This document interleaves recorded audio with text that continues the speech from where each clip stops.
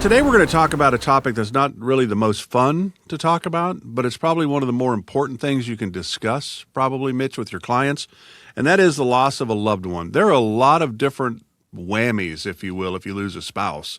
Besides the emotional, there's a lot of financial issues.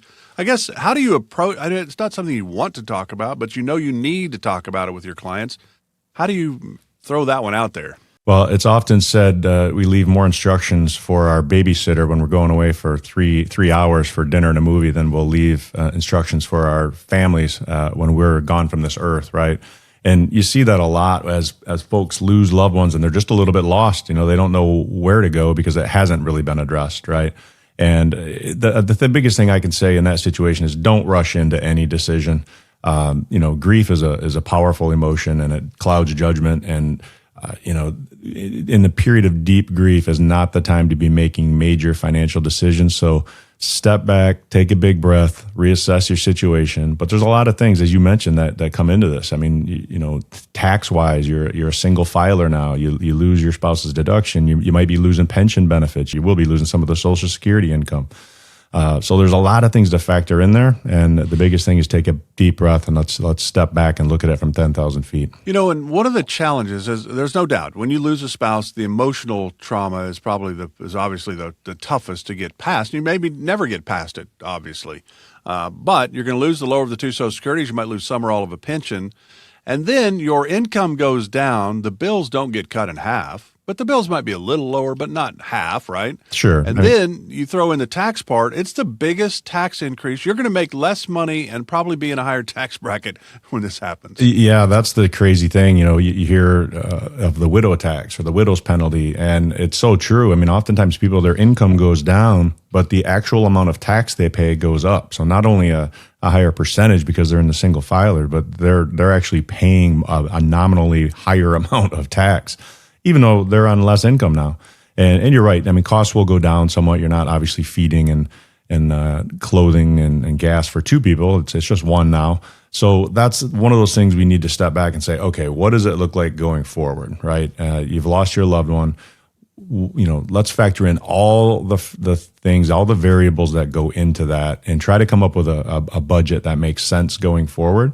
But more importantly, Mark, I mean, let's address this stuff before it happens, to your point earlier, right? I mean, we don't talk about it. People need to talk about this and have a plan in place. We urge that when we jump on a Zoom with our clients and we're talking to man and wife, we need them both on there because, even if one partner is doing more of the financial decisions and maybe spearheading that a little bit more, they both need to understand what happens in that situation and where they need to turn and what that looks like for them. And the challenge is we don't know when either one of us would pass away. We don't know. There's always things that happen that are not the most fantastic things to ever happen, certainly to a couple.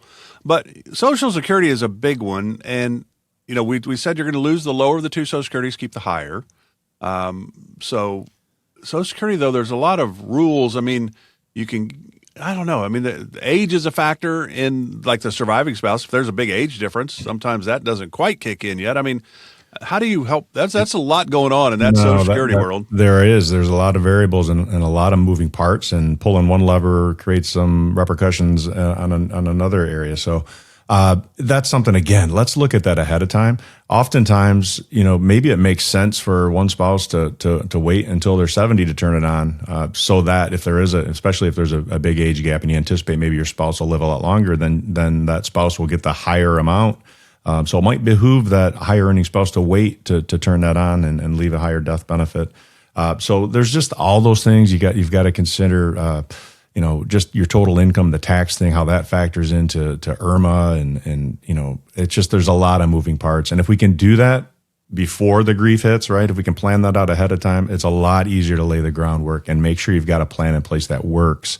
And you're not making decisions during a highly emotional time. Yeah, and you mentioned that before, because that's one of the challenges is, and when you do lose a spouse, you don't make any major decisions for like a year. I mean, give your mind a chance to actually make a good decision rather than just a rash decision, right?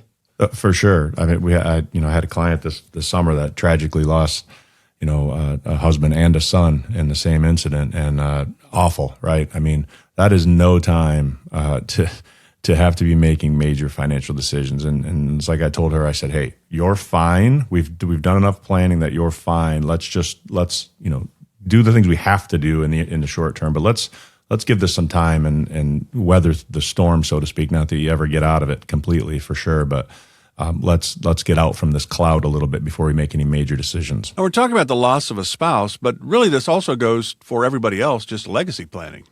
Don't kick that can down the road either. No question, for sure. I mean, when you start talking about IRAs that maybe you're going to leave to kids, right, and dumping them in their lap potentially when they're in their peak earning years, maybe going to pay a higher tax than what you would have if you'd maybe taken some of that out, doing Roth conversions and gotten that money into a tax-free bucket that you could leave to your kids. So again, that all is part of the overall plan. It's a comprehensive plan when we work with folks, and we factor in all those things, whether it's Social Security, Medicare, the tax issues, IRMA charges, and all that stuff. It all gets baked into it, and our planning software accounts for all of that, so that we can say, hey, if we pull this lever, if we turn Social Security down a little bit, what's that going to do over in this other part of the plan, right? And let's weigh those and see what makes sense for you.